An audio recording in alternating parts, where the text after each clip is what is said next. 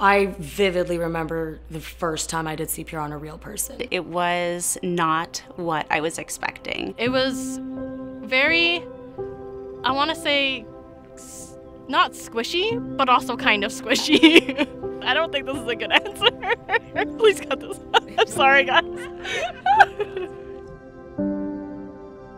My name is Kevin Ashby. Imelda Chan. Kate McGibbon. Shemay Chitness. Roger Hennig. Erin Ray, and I'm an anesthesiologist. We do first aid, CPR, and AED training and supplies. Currently, I work as a CPR instructor and an instructor trainer. Prior to that, I worked as a paramedic. I'm a firefighter. I've been a primary care paramedic with the County of Simcoe Paramedic Services for 4 years. The first time I used my experience in a cardiac arrest situation was actually on shift as a firefighter. A gentleman went into cardiac arrest as he was being transported to the hospital. So we ended up doing CPR in the ambulance. I was able to apply all the skills that I was taught in all of my programs, but it's not anything you could anticipate expecting when you're actually doing CPR. I'd left a course, so I wasn't needed at that high school in the afternoon, and I was on my way back to Barrie, and yeah, I just saw a police car in the middle of a 4-lane highway, and there was a truck on the far side of the road, and the policeman was standing over top of this guy laying on the side of the road, and I thought, oh boy, that doesn't look good, and I should stop and see if I can offer some assistance. It was a very surreal experience because as we walked into the door and we saw that our patient was kind of lying on the ground, I was just standing in the doorway looking at this person lying on the floor, thinking about everything that I should be doing. It wasn't until my preceptor from behind me was like, hey Shmay, you wanna do something about this guy here? So I was at a fundraiser at Art Gallery. So we were just having a nice evening. I'm in a black dress and relaxing, and then someone came up and said that they had heard I was a doctor and could I come over and give some assistance. There was a line of a couple of nurses, another medic student, and we just took turns doing it while the doctor gave all the meds and decided to defibrillate or not defibrillate the patient. Yeah, well, it's completely different to do CPR or resuscitate someone in a hospital or in an operating room where you have everything and everything is there's a protocol and there's an entire team and different rules. When I had an experience in the community, that's completely different. You're initially completely on my own and surrounded eventually by some people that had some idea of what to do and others that had no idea what to do. It's a very different situation, completely different from anything I was used to. So when I went over and had a look at the person, I could tell that they weren't breathing. They're all blue. Their eyes were open, but no signs of life. They weren't conscious. First thing I noticed was how pale their chest was, because my eyes zeroed in on the chest because I knew that's where I had to put my hands to do the CPR. But the first thing that I noticed was, man, that's really pale. I've never seen a person that pale before. He would have the occasional gasping breath, which is not a sign of breathing. It was just, every 15 seconds, wherever you'd see a little bit of a gasp. But his coloring was gone. He's not blinking, and he just, there's the stillness of someone that doesn't have a pulse is very noticeable. It was very tight. When we train in a big space and there's lots of room and, people are kind of laughing and joking and you're having fun. But when it comes down to it, in that ambulance, things were tight and it was stressful. I've been in a number of situations like that, tight hallways or, the corridor into a bathroom where there's not a lot of room to move. It's very tight, you're sweating, your stress level is at its max and you're really just giving all the effort that you have to help this person. It's kind of the number one thing I would say to people is, I think you have to push harder than you think you have to push. It's the depth of 5 centimeters, right?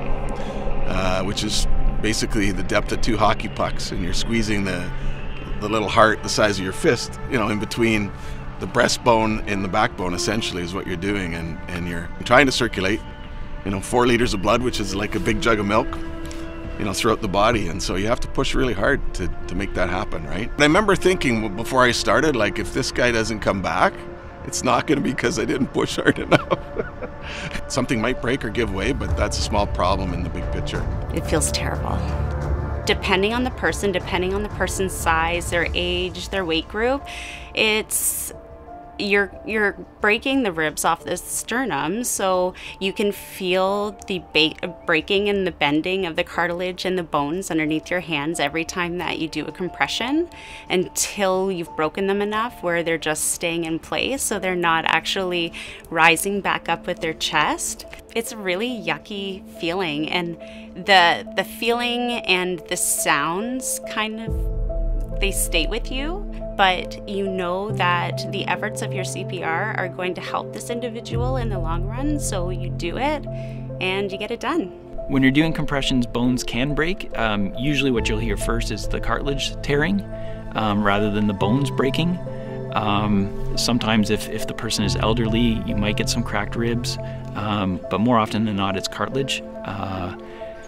I myself have never had that experience. I'm 6'4" and about 250 pounds, and I've pushed really hard.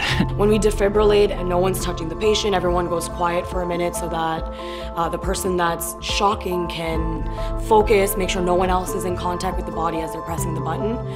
So it was a very quiet, almost calm moment. And then once that shock happened, there was maybe a twitch in the body. It didn't like clear or hop off the ground or anything.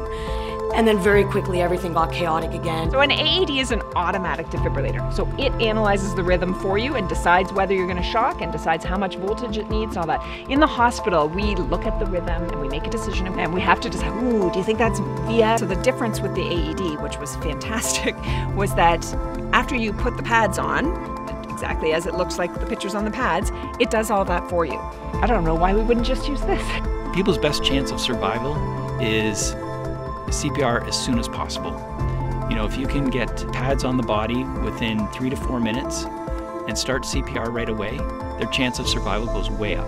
If somebody is able to perform CPR until firefighters or paramedics arrive, that can be the difference of life or death for that person. As a medic, we know how much time it kind of takes us to get from our base to our vehicles, get the call details, drive all the way, lights and sirens, and that's not even including all the red lights, all the people who don't pull over for us. We have the primary care bag, advanced care bag, cardiac monitor, stretcher, and carry it all down to this location. It's such a simple skill to learn that it's almost sad when someone doesn't know it and they're not able to do it, when it could have easily resolved the situation, saved a life. Cardiac arrest can happen anywhere, and sometimes when it's, around a situation like this where it's a lake and there's bush all around, we have to trek through all those bushes to get to the patient.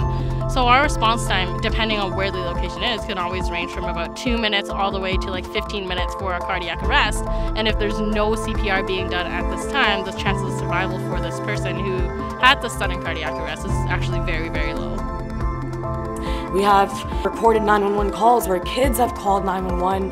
They've performed CPR with successful outcomes. So I see absolutely no reason why it shouldn't be a part of any sort of regular training, basic training. Like we go to school to learn to do math, we should be going to school and learning, how to do basic compressions to save another human life. I don't know how long he was on the floor before they found me, because I know they went to a couple other people first, and then they, eventually they found my husband. He said, oh, my wife's a doctor, she's over there. And then they went to the wrong person, so it was quite a while, really, before they found me. So somebody else could have jumped in then, anybody that had training. And by learning this skill, you get the confidence to not be one of those people who was standing around. If the only thing you do is push really hard in the center of someone's chest for as long as you can until help arrives, then you've done that person a big service. You might be the only person standing around that's the only person willing to do that, right? And I'd encourage people to think, somebody, if you don't know that person, somebody knows that person, somebody loves that person. They could be someone's father, sister, mother, daughter, son, so somebody loves that person, and so they're not there to help them right now, and you are. I didn't use my medical degree to help this guy. I used what